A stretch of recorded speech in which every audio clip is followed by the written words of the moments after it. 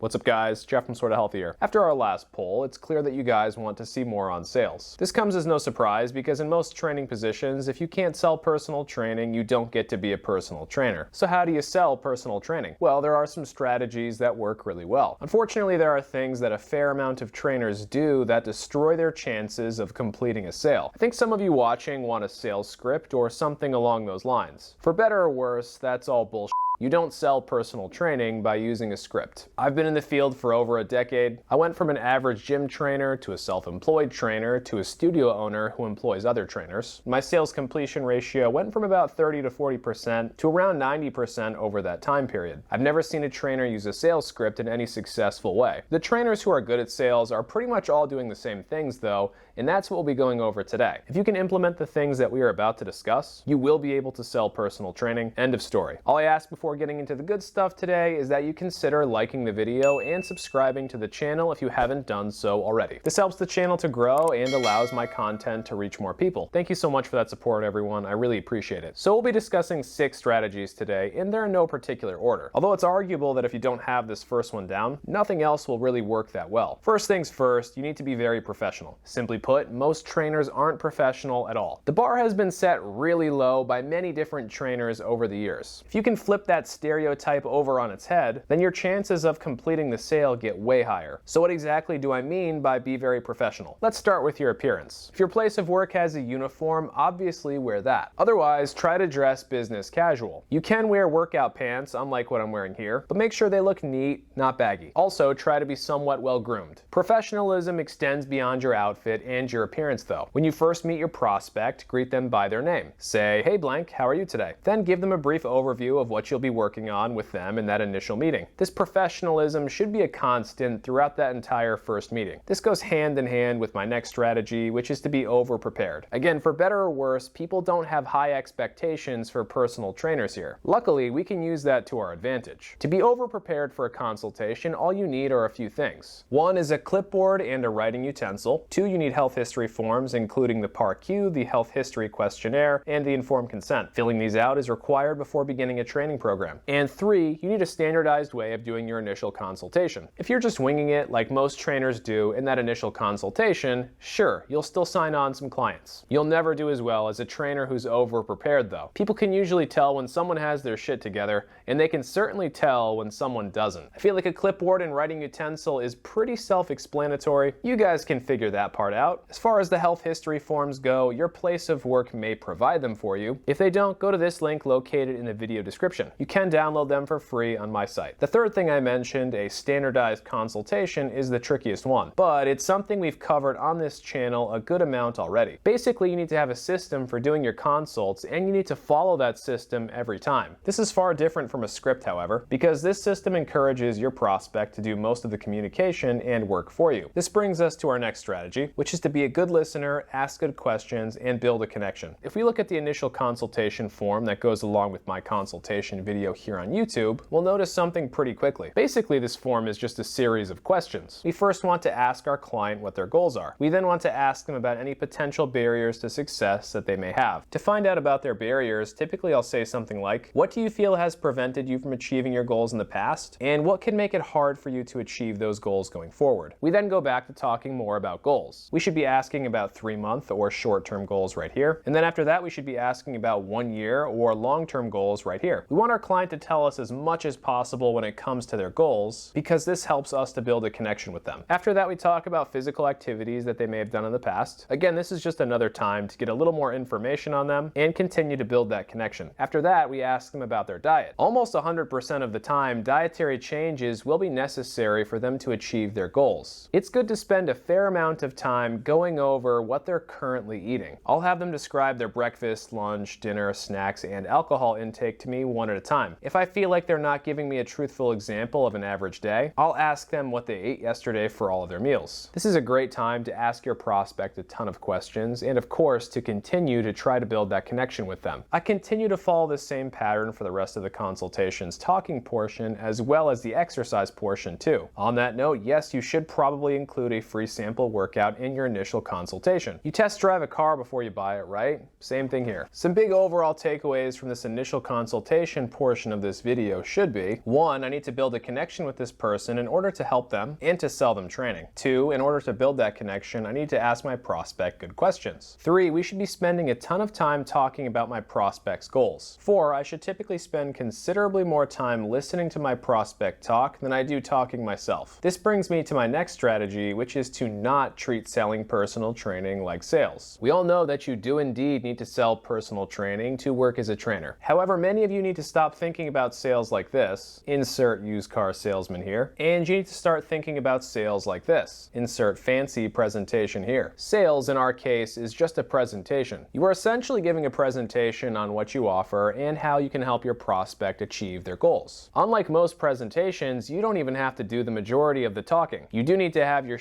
together though. Unfortunately, guys, you can't convince someone to buy personal training if they don't actually want personal training. What we can do is figure out what goals the person sitting in front of us has. We can try to build a connection with that person by asking good questions and listening carefully, and then we can professionally demonstrate that we're capable of helping them achieve those goals. Nothing in there is salesy. I'm not trying to figure out their pain point that so many gurus love to talk about. We are going to be talking to them about their goals and insecurities though, so I suppose that's not totally different. Anyways, my point here is that people are wise to salesy tactics these days. Even sophisticated ones don't really work that well. What does work is building rapport, asking good questions, listening, and demonstrating your value. Speaking of demonstrating your value, that brings me to my next strategy, which is to be confident, not cocky. You need to be confident that you can help your prospect achieve the goals that you're discussing in this whole process. If we go back to the part of the video where you're asking your prospect about their goals, and they say they want to lose 15 pounds in 4 months for a wedding, let them know that should be very doable. We always aim for 1 to 2 pounds of weight loss per week because that's safe and sustainable. If we stick to the plan, we should have no issue hitting that goal. Now, if they're asking for something that's totally impossible,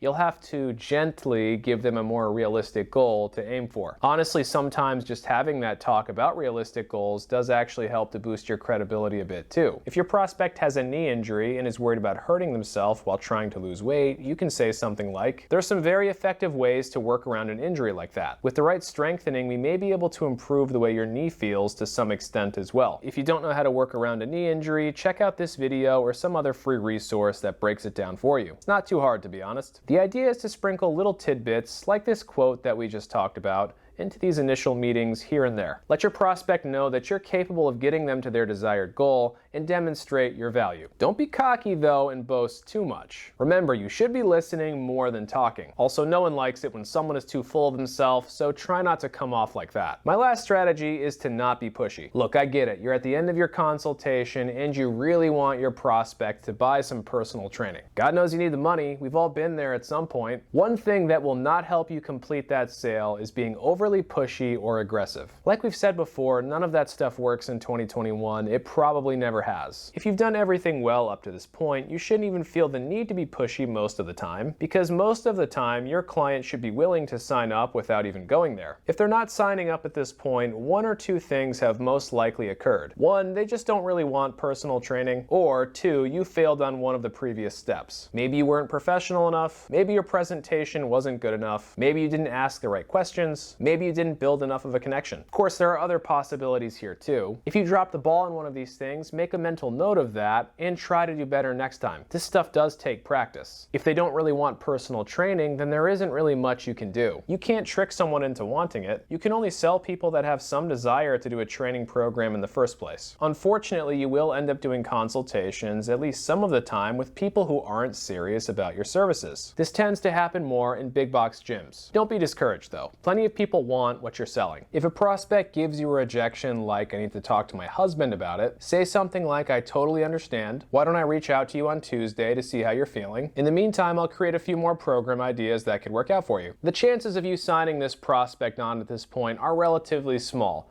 but they are still there and real. Also, if this person wants training in the future, they could very well reach out to you. Your odds of signing this person on are way higher here than if you took a more aggressive approach. If we go back to this, "I need to talk to my husband about it" statement, for and giggles, let's take an aggressive stab at the situation. If we're being aggressive, we could say, you're at your most motivated now. What's holding you back from making a decision? This would be a calculated, aggressive response to the objection. Every once in a while, something like this can work. The downside here is that some people will see this as pushy, and you have the potential to burn some bridges. Use methods like this at your own risk. You guys already know where I stand. I think this response, the one where you say, "I totally understand, blah blah blah," is superior the vast majority of the time. We're all a little bit different though, and what works best for me might be slightly different for you. Because of that, I can give all of you good advice that will work in the field, but as helpful as that advice may be, experience is still the best teacher. So get out there and follow these steps and strategies as best as you possibly can. Don't be scared to fail, just go in and do your best. That's how you'll improve. And that, my friends, is all that we have for today. If you guys have any questions and anything, make sure to ask those down below in the comments and I will respond to you. If you haven't liked the video yet or subscribed to the channel, please consider doing so because it does help the channel to grow, which does allow me to make more free content for all of you. Thanks for watching, everyone. Until next time, stay sort of healthy.